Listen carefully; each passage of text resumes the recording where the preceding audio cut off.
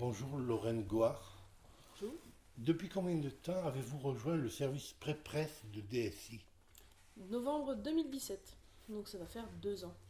Avant de travailler chez DSI, connaissiez-vous les entreprises adaptées? Que de nom.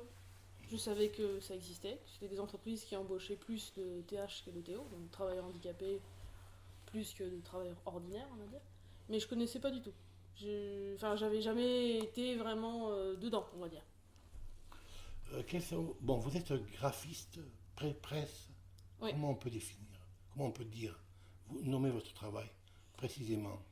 Hmm, Il y a plusieurs casquettes. Il y a opératrice pré-presse, donc préparer les fichiers qu'envoient les clients.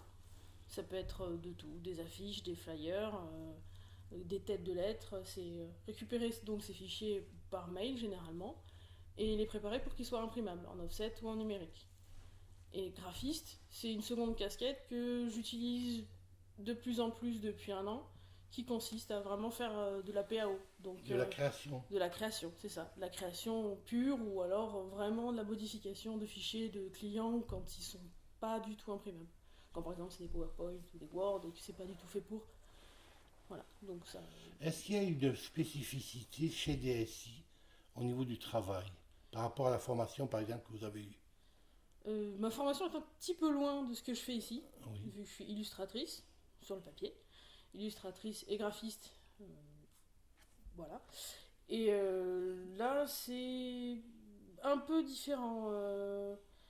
C'est assez loin de ce que j'étais censé faire, entre guillemets, mais là, en refaisant de la création, je suis un peu plus dans mon domaine, disons.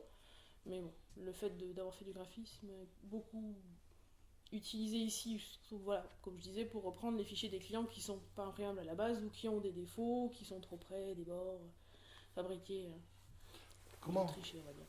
comment vous avez rencontré l'entreprise DSI? Comment ça s'est passé?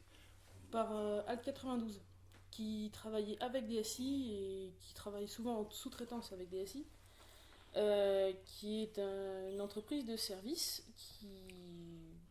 assez variés, surtout informatiques, qui a été implantée à Airbus et Thales Alenia Space, c'est ça. Et à la base, j'ai fait de l'intérim du coup pour Airbus chez Al 92 sur le site d'Airbus, puis pour Thales, et puis comme Al 92 voilà, travaille avec DSI, ils ont fait passer mon CV car à ce moment-là, ils recherchaient une opératrice, enfin un opérateur ou une opératrice pré-presse. Donc c'est à ce moment-là que j'ai fait un entretien pour rentrer ici, d'abord en intérim, puis en CDI depuis juin 2018.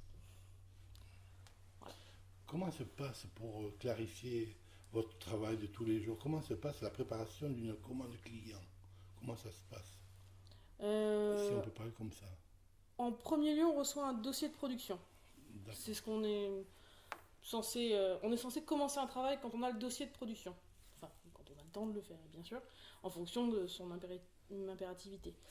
On reçoit donc ce dossier où dessus on a toutes les désignations sur le produit. Par exemple, les plus bateaux orange ou pour les têtes de lettres, il y a remarqué le client c'est orange, il y a 1 300 000 têtes de lettres à faire, le fichier c'est ça, il est existant, pas existant, faut modifier, tout ça. Donc on reçoit ce fichier, on reçoit d'abord le dossier de production, après on cherche dans les mails s'il nous a été envoyé le fichier du client, ou non si c'est existant. On récupère ce fichier, on le traite, on le rend imprimable, on prépare un bon à tirer pour le client, qu'on appelle du coup un BAT, qui sera une version numérique ou papier s'il le désire, une version numérique du format fini de son document, qui est Oui. généralement dans une qualité moindre pour passer par mail, bien sûr, pour éviter d'engorger les boîtes mail.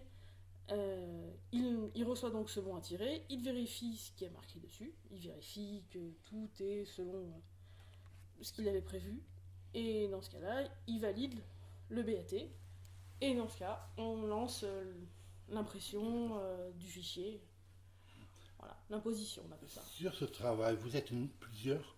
Oui.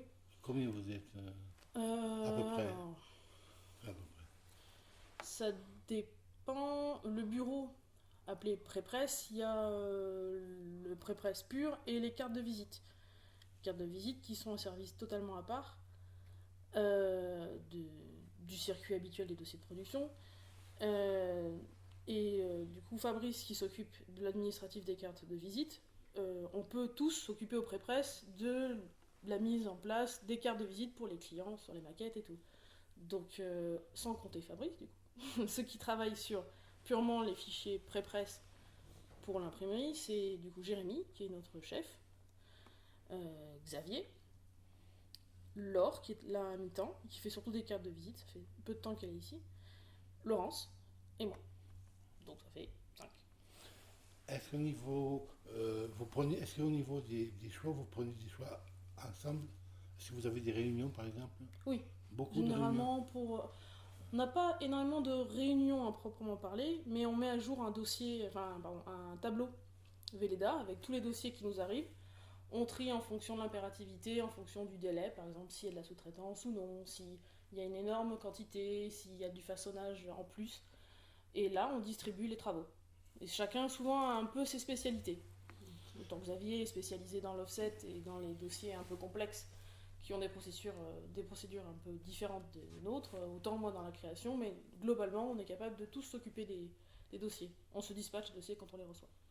Pour le pré-presse, pour travailler au pré-presse, il y a une formation particulière ou pas? S'il existe des formations? C'est implicite. C'est implicite.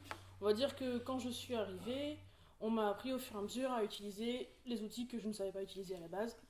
Donc on a commencé par le plus facile, ce qui est les cartes de visite, vu que c'est des logiciels que je connaissais déjà, mis à part Express, mais c'est pareil qu'InDesign, il y a un peu de choses près.